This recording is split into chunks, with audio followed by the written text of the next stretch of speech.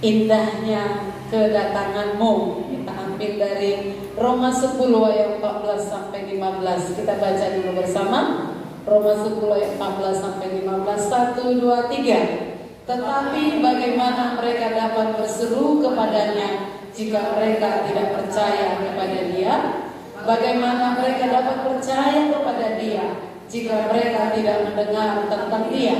Bagaimana mereka mendengar tentang Dia jika tidak ada yang memberitakannya?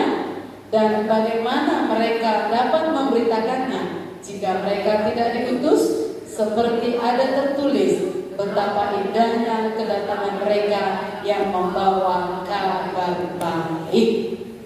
Betapa indahnya kedatangan saudara yang membawa kabar baik.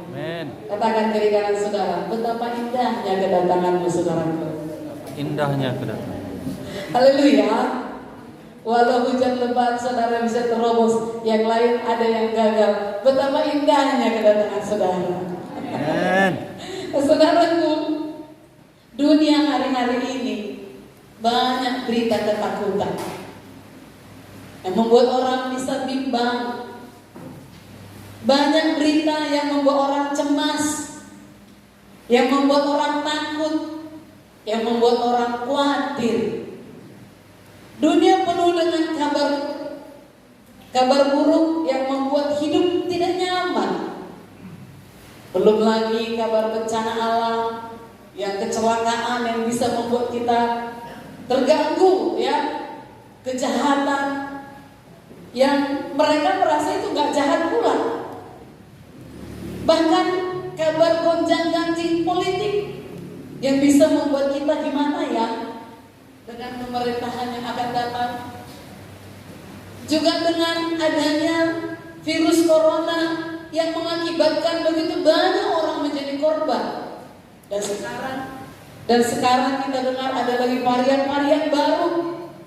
Bahkan ada lagi timbul yang sampai satu sekolah diliburkan karena ada lagi varian baru. Saudaraku, hilangnya lapangan pekerjaan,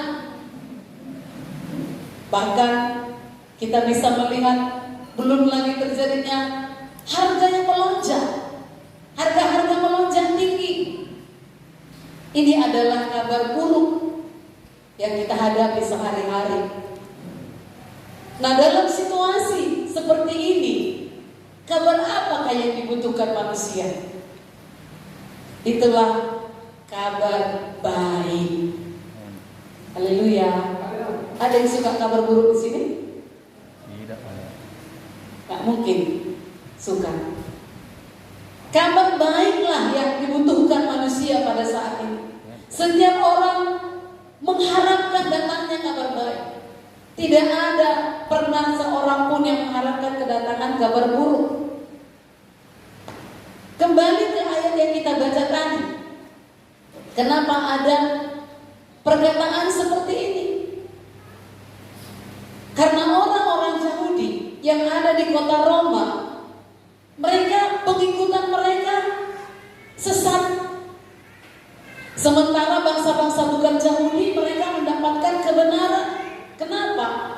Hal itu disebabkan karena mereka mengejar kebenaran, bukan karena iman, tapi karena perbuatan. Dikatakan Roma 10 ayat 2 dan 3. Boleh kita baca sebentar? Roma 10 ayat 2 dan 3. Kita baca 1, 2, 3. Sebab aku dapat memberi kesaksian tentang mereka, bahwa mereka sungguh-sungguh giat untuk Allah, tapi tanpa pengertian yang benar. Inilah dia yang sesat tadi. Nampaknya sungguh-sungguh, tapi tanpa pengertian yang benar. Lanjut. Sebab oleh karena mereka tidak mengenal kebenaran Allah, dan oleh karena mereka berusaha untuk mendirikan kebenaran mereka sendiri, maka mereka tidak takluk kepada kebenaran Allah. Ini nanti yang membuat tersesat tadi. Dan ini menjadi kabar buruk yang diterima oleh orang-orang Yahudi.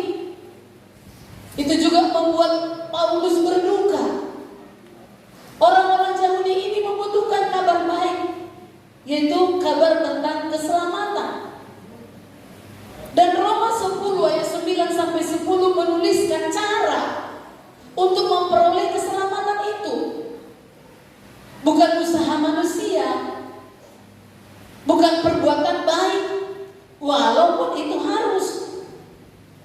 Tetapi cara memperolehnya adalah mengaku dengan mulut, percaya dalam hati bahwa Yesus adalah Tuhan yang sudah bangkit dari kematian. Haleluya. Inilah yang dibutuhkan orang-orang Yahudi. Tapi dikatakan firman Tuhan tadi, harus ada yang memberitakannya. Karena tidak ada yang memberitakan, mereka merasa sudah benar. Saudaraku, demikian juga sekarang ini. Orang-orang di sekitar kita mungkin saja adalah orang-orang yang sama dengan orang-orang Yahudi yang ada di kota Roma ini. Mereka berusaha mendapatkan keselamatan itu dengan cara mereka berbuat baiklah, ya, yang membangun ibadah yang baik, tetapi tanpa pengertian yang benar, seperti yang kita baca tadi.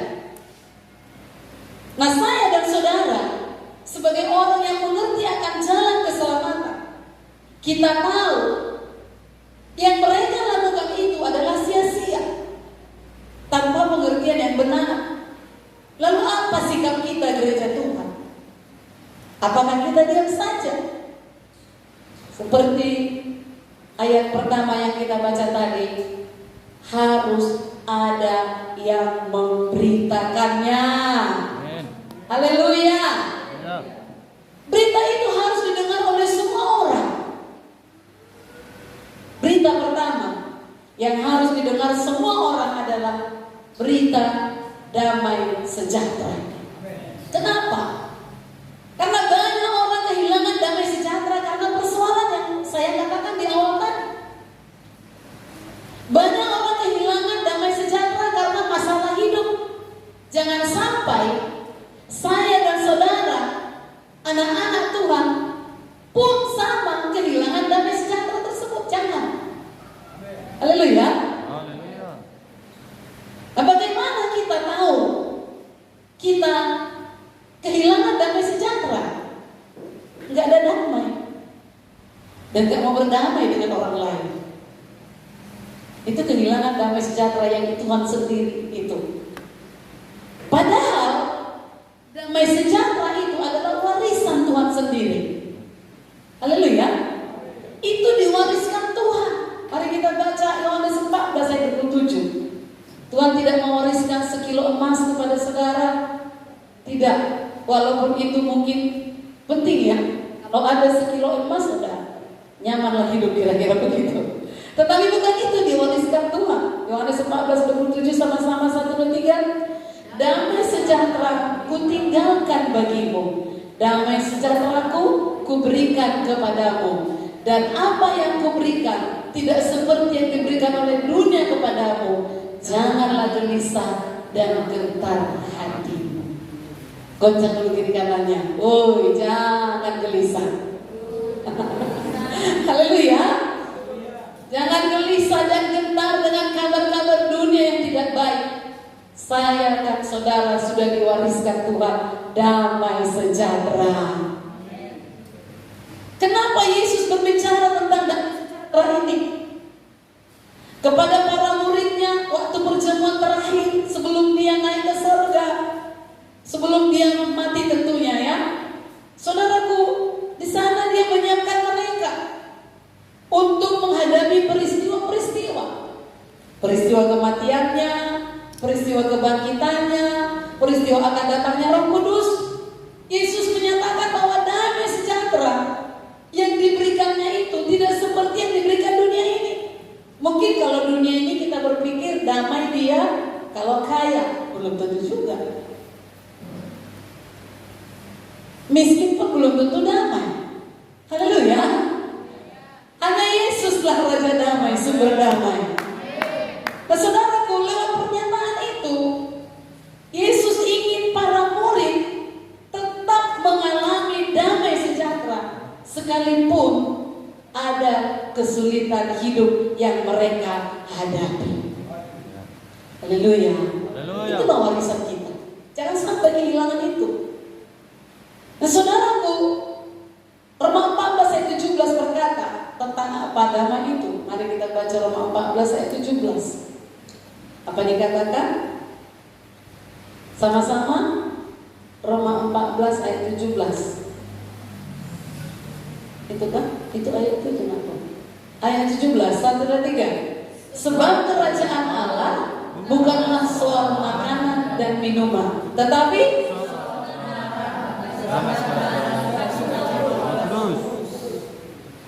itulah dia. Jadi kerajaan surga itu bukan soal harta, bukan soal kedudukan di dunia ini, tapi soal kebenaran, damai sejahtera, dan sukacita oleh Roh Kudus. Itulah sebabnya beritakanlah itu kepada orang-orang yang belum memilikinya. Dan sebelum memberitakannya, saya dan saudara hidup di dalamnya. Haleluya. Jangan sampai kehilangan kerajaan surga itu. Itu kebenaran, damai sejahtera, dan sukacita oleh Roh Kudus. Dan jangan menjadi penyebab kekacauan. Kalau kata dunia, provokator. Haleluya. Jangan menjadi penyebab ketakutan. Dibumbui. Berita-berita yang buruk tadi makin dibumbui. Jangan menjadi penyebab kekhawatiran. Tapi beritakanlah berita damai sejahtera. Haleluya. Itu yang dibutuhkan orang sekarang ini. Betapa indahnya kedatangan saudara. Kalau ada orang yang gundah gulana, saudara datang bawa kabar baik. Itu sangat indah. Tapi coba bayangkan, ada orang di situ sudah kacau hidupnya, sudah gundah hidupnya, lalu datang kita provokatori lagi. Oh, pulanglah kau katanya. Tapi kalau kita bawa kabar damai sejahtera, dia akan berkata, betapa indahnya kedatanganmu saudaraku. Haleluya. Berita apa lagi yang harus kita beritakan? Berita keselamatan. Gereja yang hidup adalah gereja yang bersaksi. Saya dan saudara adalah gereja itu. Amen. Jadi orang Kristen yang hidup rohnya adalah orang yang bersaksi tentang Yesus Kristus ke seluruh penjuru dunia ini. Amen. Jangan sampai berita ini hilang dari kita. Gereja itu bukan gedung ini. Gedung ini hanya wadah, tempat bertemunya gereja-gereja, yaitu saya dan saudara. Saudaraku, gereja terpanggil, saya dan saudara orang percaya terpanggil untuk melaksanakan amanat agung Tuhan Yesus Kristus. Itu gak bisa. Kalau tidak mau menjadi gereja yang mati, tetaplah bersaksi. Menjadi saksi Kristus itu tugas gereja sepanjang masa. Dengan perkataan lain, gereja adalah saksi Kristus kapan saja, di mana saja, di seluruh dunia ini.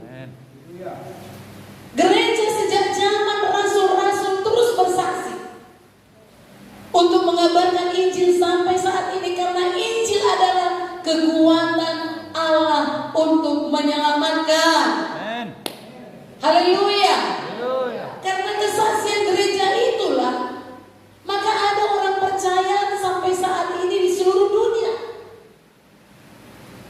Kalau tidak datang Limon dan Munson ke Tanah Batak, walaupun pada awalnya mereka dibunuh, kemudian datang memensen memberitakan Injil, kita gak akan selamat.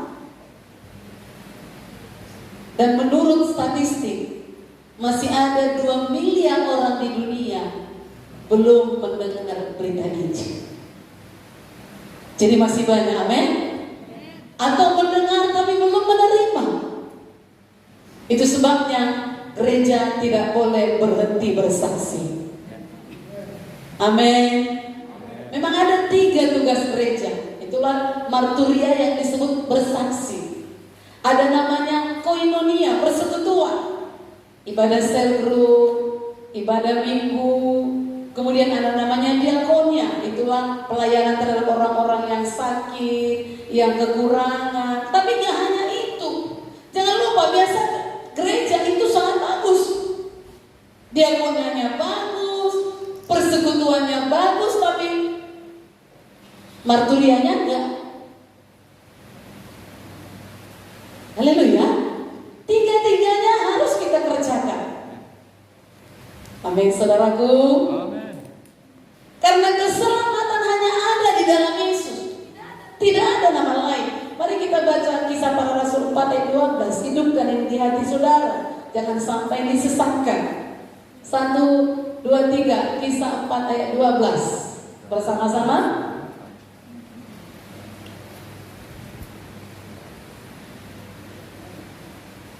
Satu, dua, tiga.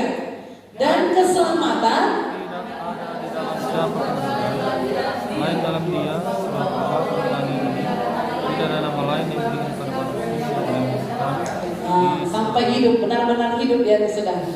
Sekali lagi, 1, 2, 3. Dan keselamatan tidak ada di dalam siapapun juga selain di dalam dia. Sebab di bawah kolong langit ini tidak ada nama lain yang diberikan kepada manusia yang olehnya kita dapat diselamatkan. Termasuk nama Abraham tidak menyelamatkan, walau dia bapak orang beriman, orang percaya. Nama Musa pun tidak menyelamatkan, hanya nama Yesus. Dan untuk memperoleh keselamatan harus dengar Injil dan percaya, harus menerimanya. Dalam Kisah Para Rasul 16:31 berkata, percayalah kepada Tuhan Yesus Kristus dan engkau akan selamat, engkau dan seisi rumahmu. Seisi rumah kita harus percaya, amin. Dan kita alatnya. Bukan berarti karena kita selamat, tapi yang kita beritakan mereka pun selamat dan mereka tidak percaya, gak akan selamat juga. Kita percaya, lalu kita beritakan, mereka pun menjadi percaya dan mereka menjadi selamat. Haleluya. Betapa indahnya kedatangan saudara yang membawa kabar baik. Beritakan saja, kapanpun, dimanapun, karena firman Tuhan tidak akan kembali dengan sia-sia. Iman orang-orang kepada Yesus akan timbul ketika mereka mendengar berita Injil. Karena Roma 10:17 berkata, iman timbul dari pendengaran akan firman Kristus. Harus diberitakan. Urusan utama di dunia ini adalah urusan keselamatan, bukan makan minum. Haleluya. Tadi dikatakan kerajaan surga itu bukan soal makan. Perlukah makan minum? Ya sangat. Kalau enggak, lemaslah kita. Tetapi urusan yang utama adalah keselamatan jiwa. Supaya kita makin mengerti, benar-benar memahami kabar baik ini, kita juga penting mengingat adanya kabar buruk. Walau memang kita nggak suka kabar buruk itu, tetapi penting juga saudara mengetahuinya, mengenalnya kabar buruk itu. Kabar buruk apakah yang dihadapi oleh umat manusia? Dalam Roma 3 ayat 9, di situ kita dapat baca mengenai kabar buruk itu, bahwa semua manusia berada di bawah kuasa dosa. Itulah kabar buruk. Orang besar, orang kecil, orang kaya, orang miskin, semuanya telah jatuh dalam dosa dan kehilangan kemuliaan Tuhan. Ayat 23. Dan upah dosa adalah maut. Jadi konsekuensi dari dosa adalah kematian yang kekal. Itu kabar buruk. Dan yang membuat kabar tersebut menjadi jauh lebih buruk buruk adalah manusia dengan segala usahanya tidak akan pernah bisa membayar dosa itu. Tidak akan pernah bisa menebus harga dari dosa tersebut. Kenapa? Karena dosa yang melekat pada diri manusia terus menuntut akan konsekuensi dosa tersebut. Walau berbuat baik, kecuali dia percaya dan menerima Tuhan Yesus dalam hidupnya. Amin, saudaraku. Coba sebagai contoh misalnya, pembunuh itu jahat, perampok itu jahat, tapi perampok itu bisa saja dia baik pada istri dan anaknya. Dia merampok, lalu diberikannya makan istri dan anaknya. Ada perbuatan baiknya kan? Tapi yang namanya dosa, konsekuensinya harus tetap, karena dia merampok di penjara. Begitu kita manusia ini. Seberapa pun usaha manusia berbuat baik, tapi karena dosa itu sudah melekat pada diri manusia, tidak ada jalan lain kecuali terima Tuhan Yesus. Seberapa pun usaha yang kita lakukan tidak mampu membayar harga dosa. Oleh karenanya, Injil keselamatanlah sebagai jawabannya. Haleluya. Roma 1 ayat 16-17 kita baca. Roma 1 ayat 16-17. Jangan sampai kehilangan kekuatan Injil itu dengan situasi keadaan manusia. Roma 1 ayat 16. Sama-sama. Sebab aku mempunyai keyakinan yang kokoh dalam Injil, karena Injil adalah kekuatan Allah yang menyelamatkan setiap orang yang percaya, pertama-tama orang Yahudi, tetapi juga orang Yunani. Sebab di dalamnya nyata kebenaran Allah yang bertolak dari iman dan memimpin kepada iman, seperti ada tertulis, orang benar akan hidup oleh iman. Jangan sampai kehilangan ini. Jangan sampai kehilangan keyakinan ini. Injil adalah kekuatan Allah yang menyelamatkan setiap orang yang percaya. Bukan hanya orang Yahudi, tapi semua bangsa-bangsa di dunia. Itu sebabnya sampai sekarang kita percaya dan kita diselamatkan. Amin, saudaraku. Kenapa harus terima Yesus? Karena Yesus Kristus sudah menggantikan posisi kita. Dia menanggungkan penghukuman yang seharusnya ditimpakan kepada kita. Dia menderita di kayu salib menanggung dosa-dosa kita. Dan melalui kebangkitannya, maut telah dikalahkan. Dan kita beroleh pengharapan di dalam Dia. Dan sesuai janjinya, sebelum Ia naik ke sorga, Dia kirimkan Roh Kudus. Untuk apa? Menuntun kita, menolong kita, memampukan kita hidup sesuai kebenarannya. Haleluya. Dan Dia berjanji selalu menyertai kita sampai pada akhir zaman, dan akan datang menjemput kita. Bukan hanya kita, tapi orang-orang di luar sana yang masih jauh, yang saya dan saudara beritakan kabar baik. Haleluya. Tidak ada kabar yang jauh lebih baik dan lebih besar dari apa yang Yesus tawarkan ini. Mari kita baca Matius 24 ayat 14 sedikit lagi. Matius 24 ayat 14. Sama-sama 1, 2, 3. Dan Injil kerajaan ini akan diberitakan di seluruh dunia, menjadi kesaksian bagi semua bangsa. Sesudah itu barulah tiba kesudahannya. Jadi seharusnya saya dan saudara, kita mengambil bagian dalam mengabarkan kabar baik kepada orang-orang di sekitar kita. Amin, saudaraku. Jadi pemberitaan Injil adalah tugas yang melekat pada gereja. Saya dan saudara, di mana ada gereja, saudaraku, maka di situ Injil harus diberitakan. Sekali lagi, gereja yang tidak memberitakan Injil sama dengan gereja yang mati suri. Tahu mati suri? Gimana itu? Mayat berjalan. Itulah gereja kalau tidak memberitakan Injil. Memiliki raga, tubuh, tapi tanpa jiwa. Itulah sebabnya pemberitaan Injil yang didasarkan pada amanat agung harus dikerjakan. Haleluya. Itu adalah kabar baik, kabar sukacita, di mana pemberitanya dan orang yang mendengar berita itu sama-sama bersukacita. Maka tidak berlebihan yang dikatakan tadi Roma 10:15, betapa indahnya kedatangan mereka yang membawa kabar baik. Katakan lagi sekali lagi kiri kanan saudara, betapa indahnya kedatanganmu saudaraku.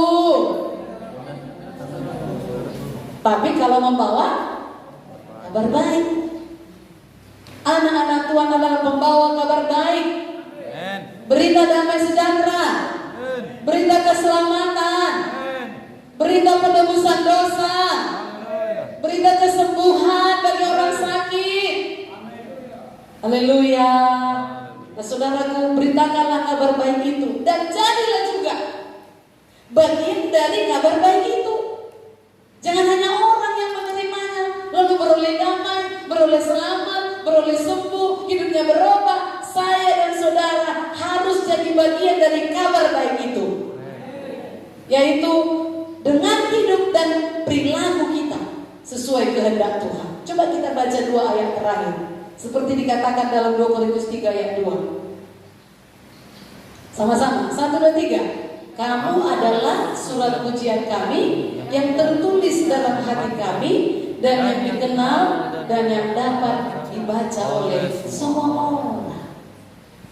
Kalau dilihat orang saudara banyak bermasalah seolah-olah gak ada, itulah dibaca orang.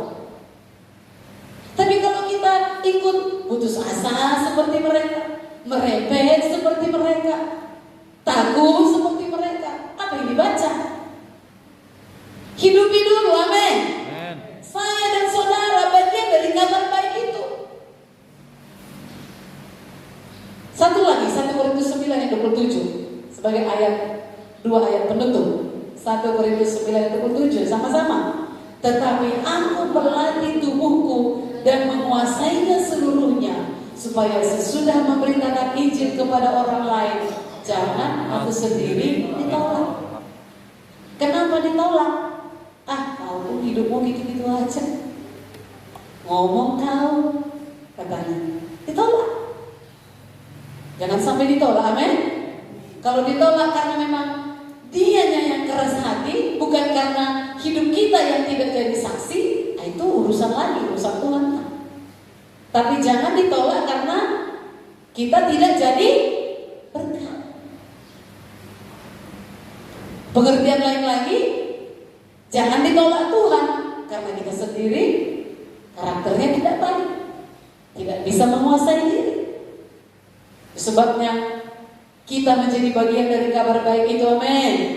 Kita sendiri beroleh damai, kita yakin keselamatan kita. Kalau ada masalah kita tahu Tuhan menjawab, Tuhan menolong kita, dan kita bisa menolong orang lain. Jadilah berkat sehingga terjadi seperti Matius 5:16 ayat terakhir. Matius 5:16. 1, 2, 3. Demikianlah hendaknya terangmu bercahaya di depan orang, supaya mereka melihat perbuatanmu yang baik dan memuliakan Bapamu yang di surga. Haleluya. Amin, saudaraku. Biarlah terang kita bercahaya, sehingga berita kita membawa damai bagi orang-orang, keselamatan jiwa bagi orang-orang. Saya akhiri dengan satu kesaksian dari seorang penginjil pada zamannya, Bapak D.L. Moody namanya. Saudaraku, dia bertemu dengan seorang pemuda dan bertanya pada pemuda itu, apakah Anda seorang Kristen? Itu memulai pembicaraan ya. Apakah Anda seorang Kristen? Dengan ketus pemuda itu menjawab, apa urusanmu dengan agama saya? Lalu Bapak Mudi menjawab, keselamatanmu adalah tugas utama saya. Haleluya. Dan seseorang mengagumi Pak Mudi. Dan orang itu berkata, apa rahasianya? Kenapa kamu berani berkata bahwasanya keselamatan orang adalah tugas utamamu? Pak Mudi menjawab, rahasianya sederhana. Saya sudah hidup, dihidupkan Tuhan. Saya sudah menerima keselamatan. Surga sudah menjadi milik saya dan saya berjanji kepada Tuhan. Setiap hari saya akan bicara kepada paling sedikit satu orang tentang Yesus Juru Selamat dunia. Lalu orang itu berkata, tapi masalahnya kesempatan tidak selalu ada. Pak Mudi menjawab, kesempatan akan datang sendiri kalau engkau selalu kontak dengan Tuhan. Haleluya saudaraku. Kalau engkau selalu kontak dengan Tuhan dan engkau membuka mata lebar-lebar, memperhatikan kesempatan itu. Dan benar, suatu malam Pak Mudi pulang ke rumah, mau tidur, dia teringat, aku sudah janji sama Tuhan bahwa setiap hari harus bicara kepada paling sedikit satu orang tentang Yesus Juru Selamat. Hari ini aku belum ada bersaksi, belum ada bicara kepada satu orang pun. Lalu dia berdoa, Tuhan, aku mau keluar sebentar sebelum tidur. Pertemukan aku dengan orang yang membutuhkan Engkau. Dan betul, dia jalan di lorong rumahnya, dia ketemu dengan pemabuk. Dan dia berkata, hai anak muda, Tuhan Yesus mengasihimu. Apa yang dia dapat? Dapat tinju dari pemabuk tersebut. Ya udah, aku udah selesai tugas, sudah besar, saya keluarin, pulang dia. Besok harinya dia ketemu dengan pemabuk tadi dan berkata, doakan aku Pak Pendeta, aku mau ikut Tuhan sungguh-sungguh. Amin. Haleluya. Jadi rahasianya adalah selalu kontak dengan sorga dan membuka mata lebar-lebar untuk setiap kesempatan. Apalagi sekarang ini banyak kesempatan. Amin. Bukan soal karena kita mau KKN. Ini harus hidup selama kita hidup.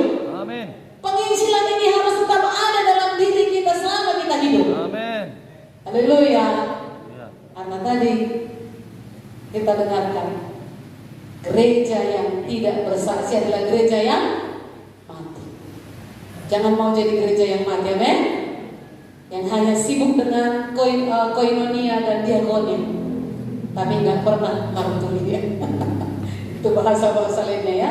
Yang hanya sibuk dengan persekutuan, dengan diakonia, tapi nggak sibuk dengan keselamatan jiwa. Jangan sampai kita terjerat di situ. Tiga-tiganya kita kerjakan, amin. Haleluya. Betapa indahnya kedatangan saudara, ke tetangga, ke famili, kemana saja, bawa kabar damai sejahtera, bawa kabar keselamatan.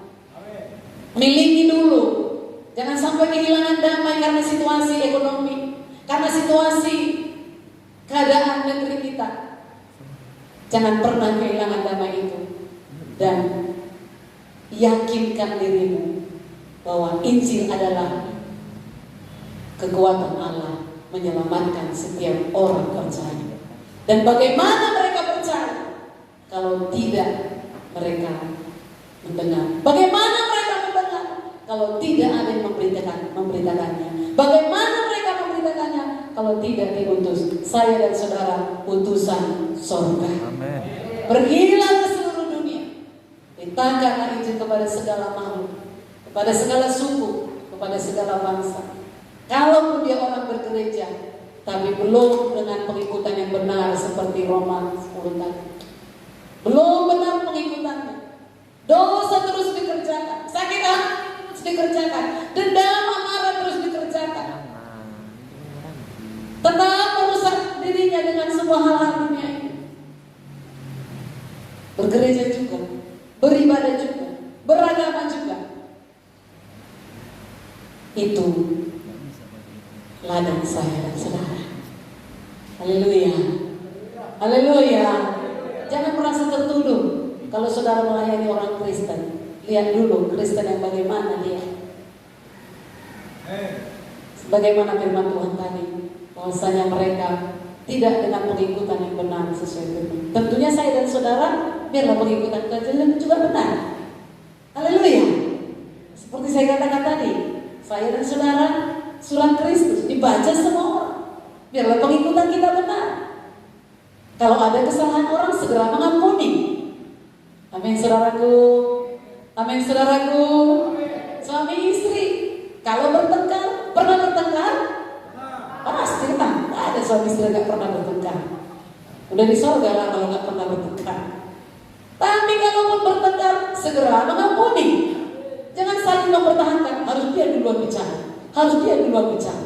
Aku diam dulu. Diam sering bahasa. Itu mempertahankan si aku. Haleluya. Orang dunia ini bilang yang waras mengalah. Aku aja terus ngalah. Nah, karena hidup kita dibaca semua orang, mari kita semua hidup di dalam kabar baik itu. Bagian dari kabar baik itu. Amin saudaraku.